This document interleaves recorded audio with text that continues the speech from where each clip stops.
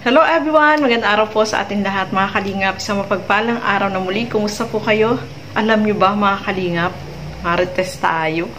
Oh no! May tinatago palang kayamanan itong si tiya ni Robilyn. Ha? Naku po, ano kaya to? Alam nyo ba to mga kalingap? May idea ba kayo? So bago natin simulan ang video na ito, huwag nyo pong kakalimutan mag-subscribe. Val Santos Matubang, Kalinga Frab at Edna Vlog, supportahan po natin. At yung mga kasama ko po sa grupo, Boses ng Masa sa Kalingap, supportahan din po natin. At yung aking YouTube channel, Gandang Emmy, sa mga hindi pa po nakapag-subscribe, please subscribe and please hit the notification bell para lagi po kayong updated sa aking mga ina-upload na mga reaction video. So tara, simulan na po natin. Yung mga marites dyan, tara na! Welcome to my channel. Kasi pag ni Robilyn magdilig ko, kaya ang tataba ng mga halaman. Ito. Ang ganda ng tanim ni Tia. Ito po yung mga tanim ni Tia. Ang ganda ng halaman mo ni Tia, ano? Yan, bibigyan kita. Kaya nga. Ito alin dyan? Tapos ilan ang gusto mo? Ito nasa pasok na lang. Para, maganda yan. Kanloob yan ang bahay na ganito. Oo, na suhi. Nasuhi siya. Nasuhi, di pag dami na. Ang ganda na ang gambo. Tia, ito na ang Tia, oh. Alin dyan, magkinig ka na. Ilan dyan ako kahit mo. Ito. Itong isang ito, dalawin mo na. Ito, nasa timba. Oo. Masakalin. Ilipat mo lang sa magandang paso. Oo, lilipat mo para ano. Maalin pa yan. Ito. Mas marambong yata ito. Alin na marambong? Yan na lang. Oo, yan na lang. Tingnan na. Kapo. Ipapargot ko sa pared. Tia, masarap itong gataan, ano? Masarap gataan niya. Gabi po ito? Oo, ang gabi. Robilyn. Lukari ang tawag dyan, antorium. Lukari. Siya rin siya, yung may bulaklak na gano'n. O, alin pa? May bulaklak na ano. Ayun ba? Banda. Ayan. Kasi yung doon sa ano mo. Ang ganda nitong ano, saging, oh. Saging ito, Tia. Saging po. Bulaklak yan na parang saging.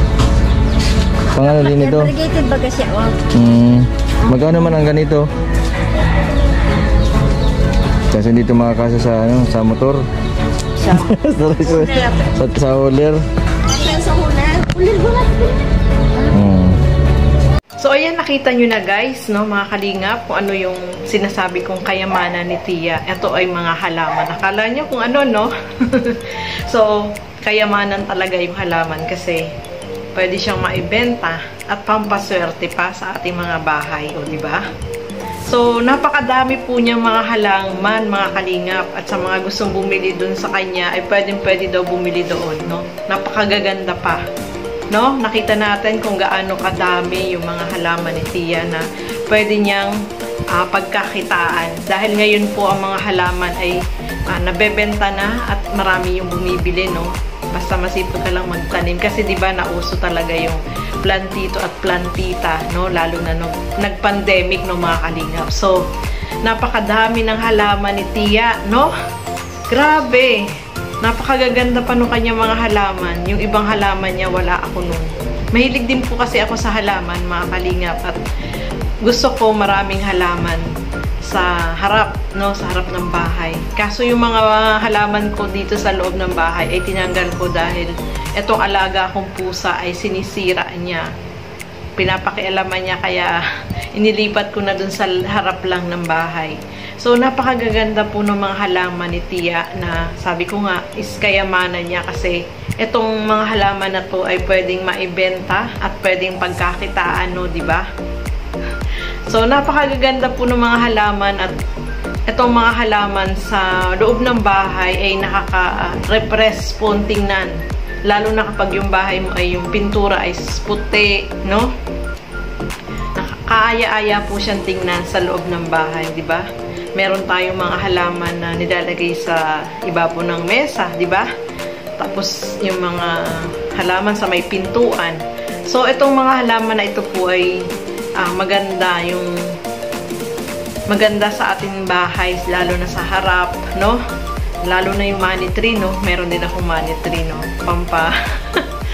Yung mahilig tayo sa yung mga pampaswerte, yung mahilig sa mga pampaswerte dyan, no? Hindi naman masamang tayo, merong mga pampaswerte, no? Naniniwala tayo sa ganyan dahil ito naman ay maganda para sa atin, no? So, ayan po yung sinasabi kong kayamanan ni Tia na napakadaming halaman na pwede niyang pagkakitaan at ibenta niya at pwede siyang kumita dyan. So, napakadami nung ibinigay kay Mr. Bente Boy, no? Na halaman na iba-ibang klase, no? So, ayan, hanggang dito na lamang po muna. Maraming salamat po sa inyong lahat. At huwag po natin kakalimutan suportahan Bal Santos Matubang, Kalinga Frab at Edna Vlog. Suportahan po natin. At Mr. Bente Boy Vlog. Na napakabait po niyan at napakasipag, no? At yung mga kasama ko po sa grupo, Boses ng Masa sa Kalingap, suportahan din po natin. At yung aking YouTube channel, Gandang Emmy, sa mga hindi pa po nakapag-subscribe, please subscribe and please hit the notification bell para lagi po kayong updated sa aking mga ina-upload na mga reaction video. Maraming salamat po. Bye-bye!